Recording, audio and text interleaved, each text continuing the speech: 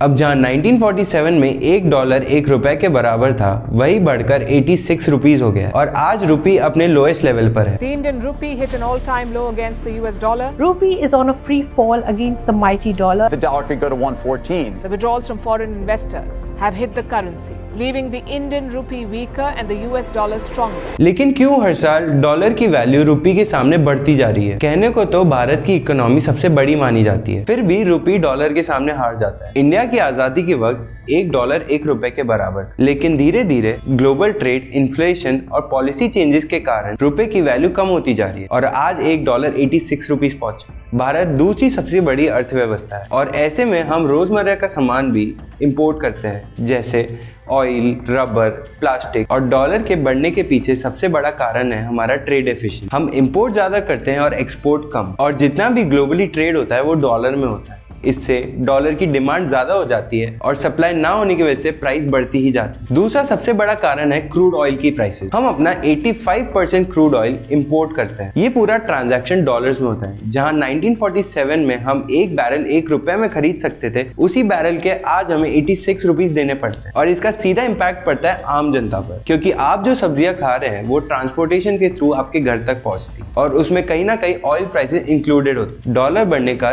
तीसरा सबसे बड़ा कारण है फॉरेन इन्वेस्टमेंट। जब फॉरेन इन्वेस्टर्स इंडिया से अपना पैसा निकालकर डॉलर में इन्वेस्ट करते हैं, ऐसे में रुपी और वीक हो जाता है। ये सिर्फ 3 कारण नहीं है जिसकी वजह से इंडियन रुपी वीक होता जा रहा है, जैसे यूएस फेडरल पॉलिसीज और इंटरनेशनल मार्केट में इन्वेस्टमेंट भी रुपी को और भी वीक कर देता है। रुपी वीक होने का इम्पैक्ट आप पर, मुझ पर, सब पर इक्वली पड़ता है। इंपोर्टेड गुड्स जैसे गैजेट्स, मोबाइल फोन सब महंगे हो जाते हैं। बाहर ट्रैवल करना, स्टडी करना, ये सब बहुत कॉस्टली पड़ जाता है। बट इसकी एक पॉजिटिव साइड भी है। जब डॉलर स्ट्रॉन्ग होता है और रुपी वीक होता है तो इंडियन एक्सपोर्टर्स और आईटी कंपनीज को बहुत फायदा होता है। वीक रुपी की वजह से Indian goods and services global market में सस्ती हो जाती है और इसका सीधा फायदा pharma, chemicals, James and jewellery industry को मिलता है। रुपी के गिरने के पीछे कोई एक कारण नहीं है। जब तक हमारा ट्रेड डेफिसिट कम नहीं होता, हम लोग सर्विसेज एक्सपोर्ट नहीं करते, फॉरेन इंपोर्ट पे डिपेंडेंसी कम नहीं होती, तब तक रुपी इसी तरीके से गिरता रहेगा। अब आपको क्या लगता है, रुपी की वैल्यू स्ट्रॉन्ग करने के लिए गवर्नमेंट को क्या मेजर स्टेप्स लेने चाहिए? कमेंट करके बताइए और ऐसी ही इंफॉर्मेटिव वीडियोस देखने के